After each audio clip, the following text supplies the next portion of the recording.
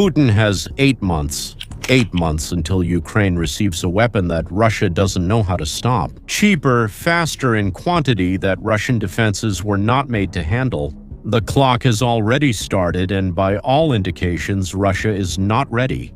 Let me show you what's coming and what will completely change the war.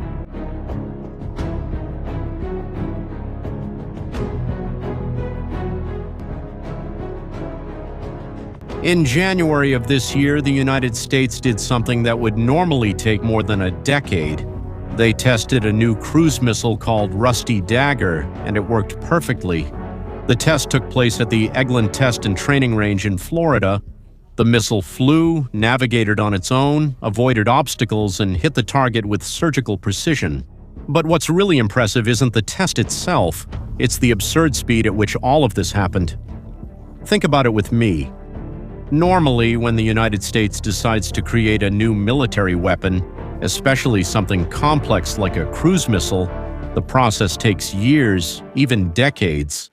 The F-35 fighter jet, for example, started being developed in the 1990s and only became truly operational in the 2010s. These are extremely slow processes, with endless bidding, competition between companies, tests that never end, budget reviews, and congressional approvals.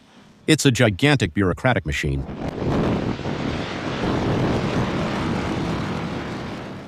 But this Rusty Dagger, from the contract signing to the live test working, less than 16 months. And that just doesn't happen in the American military world. Or rather, it didn't used to happen. So what changed? The program is called Extended Range Attack Munition, which stands for Extended Range Attack Munition. And its philosophy is completely different from anything the United States has done before. Instead of trying to make the perfect missile, the most technologically advanced possible, full of futuristic features, they decided to do something simpler. A missile that's good enough, that could be produced quickly and cheaply. The logic is powerful. It's better to have 1,000 missiles that get the job done than 100 missiles that are absolutely perfect but cost a fortune and take years to replace. Because at the end of the day, in modern warfare, quantity has its own value. And that brings us to the most interesting part of this whole story: the price. Each Rusty Dagger costs $246,000 to produce. Now, to give you an idea of what that means, a Tomahawk, which is the standard American cruise missile used for decades, costs $2 million, more than 8 times more expensive.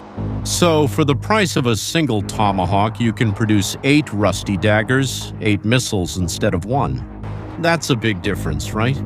But wait, because the story gets even better when we look at the other side of this equation. On the Russian side, Russia has air defense systems called S-400. They're those huge trucks with interceptor missiles that you see in war videos. Each interceptor they fire to try to shoot down an incoming missile costs about $2 million. So, let's do the math here. Ukraine launches a Rusty Dagger that costs $246,000. Russia needs to spend $2 million on an interceptor to try to shoot it down. Even if they manage to intercept it successfully, they've lost that economic battle in a devastating way. They spent almost 10 times more than Ukraine to neutralize a single threat.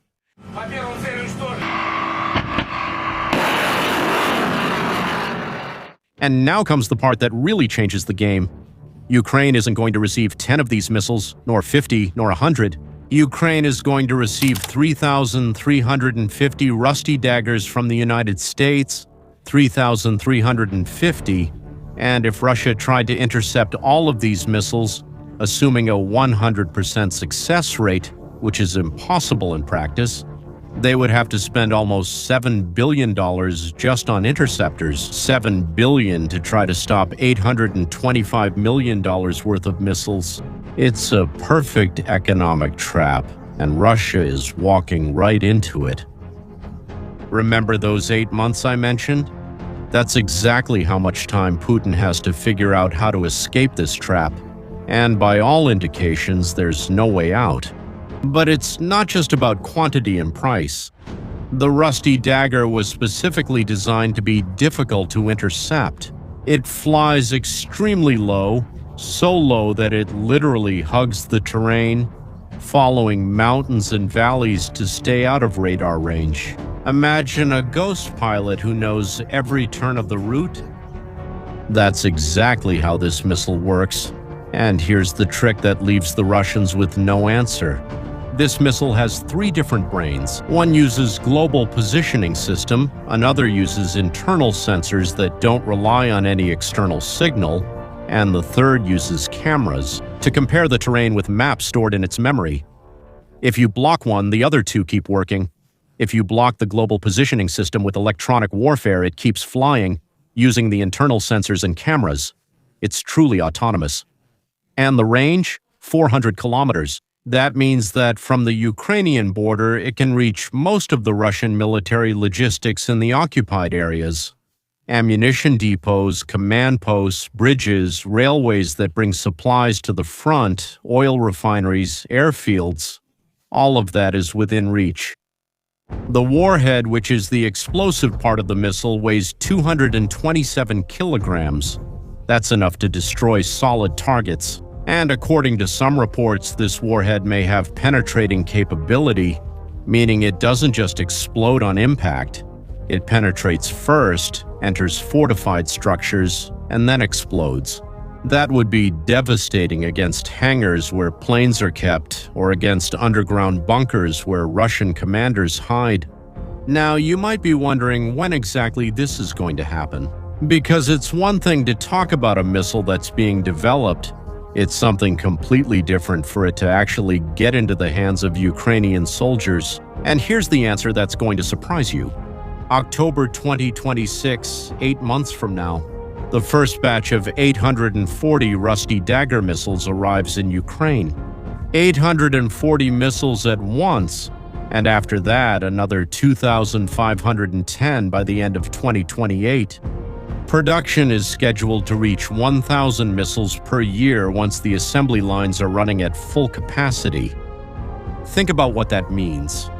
For the first time since the beginning of the invasion in February 2022, Ukraine will have industrial-scale long-range strike capability. Not just half a dozen missiles here and there, not just a few dozen that need to be used with extreme caution, but hundreds, thousands eventually. And this matters because the war up until now has been deeply asymmetrical in this specific aspect. For 3 years, Russia did whatever it wanted. It bombed Ukrainian cities without fear of retaliation, destroyed power plants, leaving millions in the dark during winter, attacked hospitals, schools, residential buildings. All of this by launching missiles from inside Russian territory, where Ukraine couldn't reach. In the last 3 years, Russia has launched more than 1,000 missiles and drones at Ukraine. 10,000. Families waking up in the middle of the night to sirens, children sleeping in underground shelters, entire cities without electricity in the middle of winter. And Ukraine managed to launch back only a few hundred at most, and often with restrictions on where and how they could be used.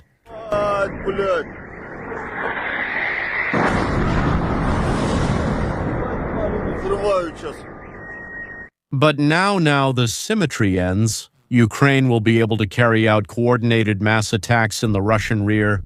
Not just 1 or 2 missiles that the Russians can try to intercept, but dozens launched at the same time, coming from different directions, forcing Russian defenses to make impossible choices about what to defend. And remember the economic math? Every time Ukraine forces Russia to spend a $2 million interceptor to shoot down a $246,000 missile, Russia loses.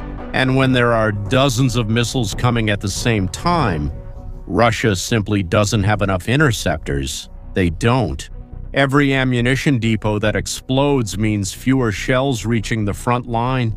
Every destroyed bridge means supply trucks can't get through. Every airfield hit means fewer planes bombing Ukrainian positions. War isn't won just on the front line, it's won through logistics. And for the first time, Ukraine will have the tools to attack that logistics at scale. And there's an interesting detail about who's paying for all this. It's not the United States, or rather, not just the United States. The purchase of these 3,350 missiles is being financed by a coalition of European countries. Denmark, the Netherlands, and Norway are among the main contributors. It's American technology, produced by American companies, but paid for by Europe. This shows a level of cooperation among NATO allies that Putin probably did not expect to see. He bet that the West would be slow, divided, and unable to maintain long-term support for Ukraine. But instead, what we see is countries working together to fund the production of weapons specifically designed to address the problems Ukraine is facing. Putin miscalculated, completely miscalculated. Now, there's a political aspect that needs to be mentioned here, because it's no use for Ukraine to have the missiles if it can't use them where it matters most. And for much of 2025, there were severe restrictions on how Ukraine could use weapons provided by the West. The United States, in particular, created what they called a review mechanism, a system where Ukrainian requests to strike specific targets with American weapons, especially targets inside Russia itself, had to be approved on a case-by-case basis. And for months, many of those requests were denied. Secretary of Defense Pete Hegseth had veto power over those attacks. The logic, at least officially, was to avoid escalation, to try to force negotiations, not to provoke Russia beyond a certain point. But in practice, this meant that Ukraine had weapons but couldn't use them to strike the bases from which the Russian attacks were launched. Frustrating, but recently it seems that this policy has started to change. The authority for approvals was transferred to General Alexis Grinkowicz, the Supreme Allied Commander of Europe, and he has been more permissive. Approvals that used to take weeks now happen in days. Strikes that would have been vetoed before are now authorized. It's not entirely clear if the same restrictions will apply to the Rusty Daggers, but the trend seems to be a gradual loosening. And even if there are restrictions on attacking inside Russia itself, there's no doubt that Ukraine will be able to use these missiles against targets in occupied territory. Crimea, Donbass, all the areas that Russia controls within Ukraine's borders, and that alone already represents a massive shift in the balance of power. And there's one more thing worth mentioning. While waiting for the United States, Ukraine didn't stand still. They built their own missile industry from scratch. In wartime, one of the most interesting companies is called Firepoint. It was founded in 2022 by a film producer and an information technology entrepreneur. Yes, you heard that right. A guy who made movies and a guy who worked with technology decided to make missiles. Sounds crazy, right? Amateurs playing at war. But in January of this year, Flamingo missiles produced by them hit Kapustin Yar, one of Russia's most secret missile test bases, the place where they test their own ballistic missiles, including the Oreshnik hypersonic missile. Ukraine successfully attacked a military facility thousands of kilometers away, penetrating all layers of Russian air defense.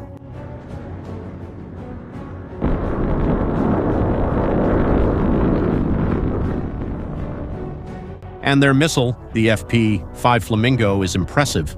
A range of 3,000 kilometers, 3,000. That means that from inside Ukraine, it can reach all the way to the Ural Mountains in the heart of Russia.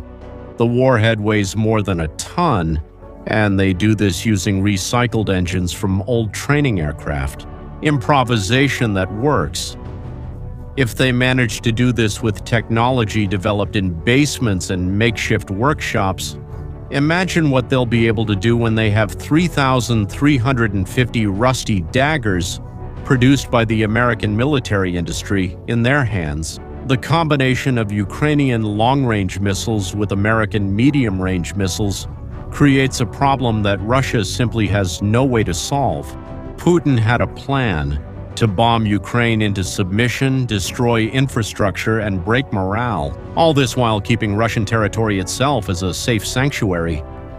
For 3 years, this plan worked partially. Ukraine suffered, cities were destroyed, millions were left without electricity and heating in the winter, but they did not surrender. And now, starting in October, the Russian sanctuary ceases to exist.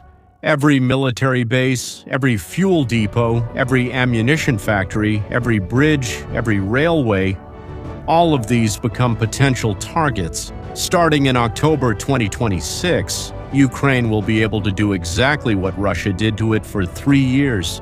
But now Russia is not ready to taste its own medicine. And you, what do you think?